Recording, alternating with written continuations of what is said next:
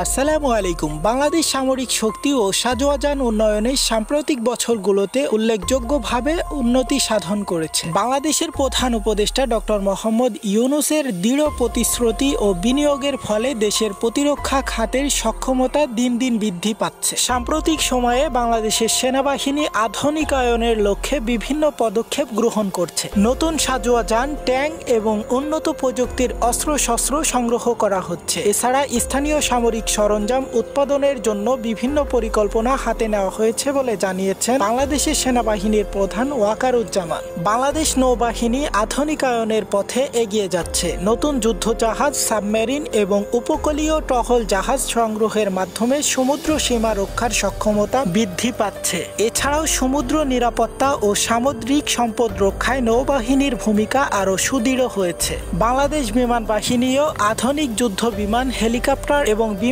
প্রতিরক্ষা ব্যবস্থা সংগ্রহের মাধ্যমে আকাশ প্রতিরক্ষা শক্তিশালী করেছে। নতুন প্রশিক্ষণ ও প্রযুক্তি সংগ্রহের মাধ্যমে পাইলট ও প্রযুক্তিদের দক্ষতা বৃদ্ধি করা হচ্ছে।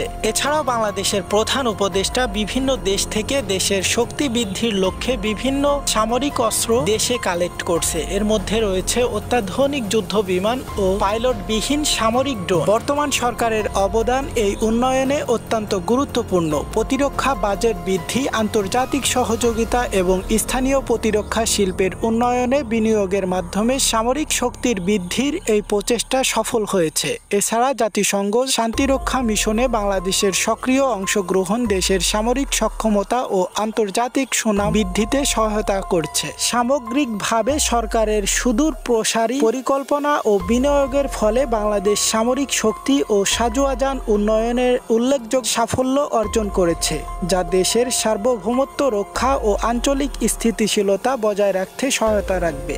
এছাড়াও বাংলাদেশের সেনাপ্রধান মোহাম্মদ ওয়াকারুজ্জামান জানিয়েছেন, আমরা আমাদের দেশকে রিপ্রেজেন্ট করতে আমরা আমাদের সর্বোচ্চ দিয়ে চেষ্টা করব। সো হেই বন্ধুরা, আপনারা দেখছেন এইসে গ্লোবাল নিউজ, সাথে আছে আমি হুসেন আহমেদ। সকল আপডেট পেতে আমাদের চ্যানেলটি সাবস্ক্রাইব করে একটা লাইক করে আমাদের সাথেই থাকুন। সকলকে অনেক অনেক ধন্যবাদ।